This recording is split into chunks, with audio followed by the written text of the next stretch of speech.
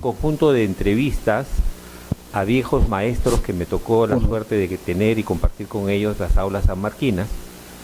Y toda la sabiduría y todo lo que de algún modo es un conocimiento que no aparece nunca en los libros que publican los críticos, los estudiosos, es la vida cotidiana, la experiencia académica. Esa sabiduría del compartir las aulas, los espacios, los cafés, de algún modo está presente en las entrevistas, pero quiero ampliar eso y para ello he invitado a dos queridos amigos que han compartido conmigo esa experiencia en esos años. A mi derecha está, como ustedes muy bien saben, Camilo Fernández Kaufmann, ¿no? Nuestro amigo de años, colega, y a mi izquierda está Carlos Arámbulo. Esa posición derecha-izquierda no indica nada del aspecto ideológico de ellos, por si acaso no vayan a confundirse.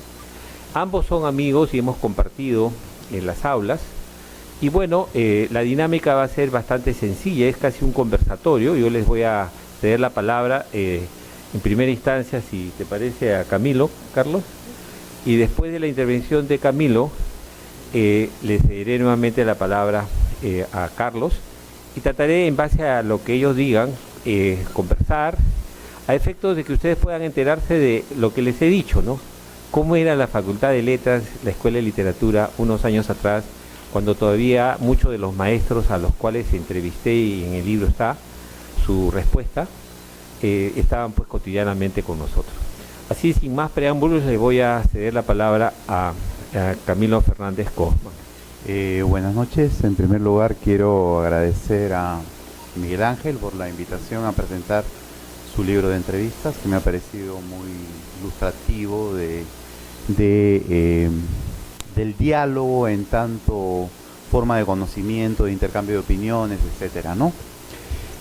Cuando iba pasando las páginas de este volumen, se me venían a la memoria una serie de recuerdos, ¿no?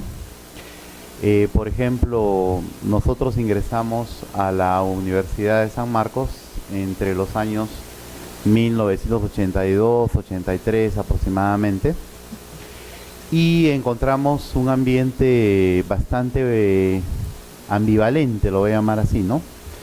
Porque por un lado teníamos la presencia del terrorismo, las pintas en las paredes eran interminables, haciendo alusión a Sendero Luminoso, entre otros grupos armados, pero a la vez había un conjunto de profesores verdaderamente sobresaliente, ¿no? Verdaderamente sobresaliente, repito.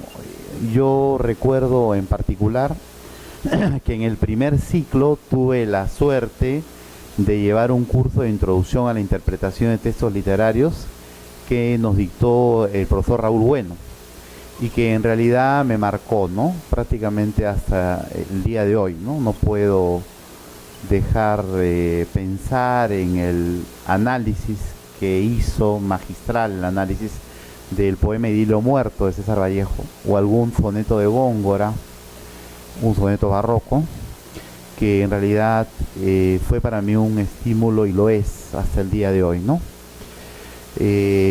También tuvimos la suerte de escuchar las clases del profesor Washington Delgado, ¿no?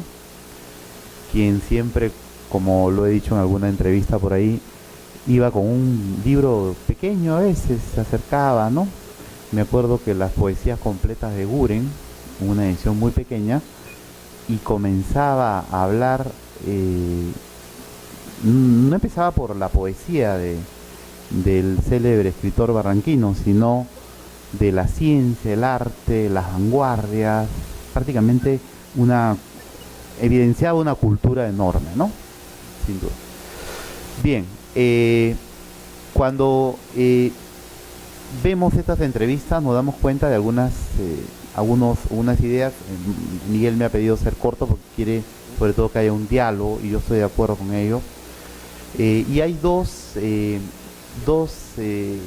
ideas que me parecen centrales en el volumen, ¿no?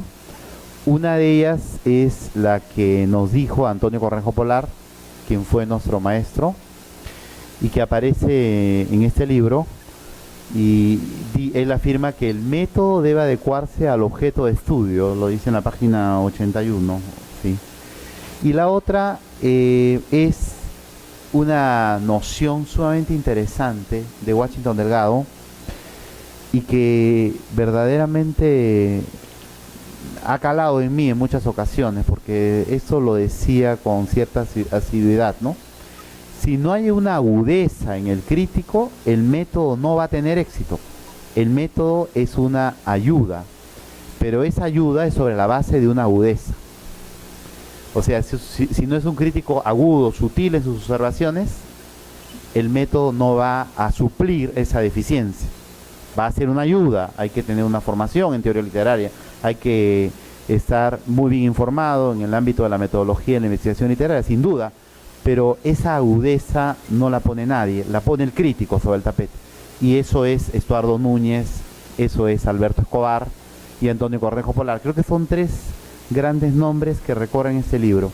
Las tres grandes revoluciones, yo diría, o cambios que se produjeron en la historia de la crítica literaria peruana han sido dadas básicamente, en mi opinión, y creo que Miguel Ángel concuerda quizá con esto, por Estuardo Núñez, luego Escobar, que se había formado en Alemania, y después Antonio Cornejo Polar. Esos tres críticos prácticamente marcaron la senda de la evolución de la crítica literaria en el Perú. Bueno, eso es todo. Yo felicito a Miguel Ángel por haberse embarcado en este proyecto. Sé que son 3 o 4 tomos, y ya está, 3, ¿no? Y ya está anunciado el segundo, donde veremos entrevistas al recordado maestro Francisco Carrillo, que meditó un curso sobre Hamlet durante 4 meses, ¿no? Un curso verdaderamente extraordinario, donde íbamos escena por escena conociendo el Hamlet, ¿no? Bien, eso es todo lo que tenía que decir. Muchísimas gracias.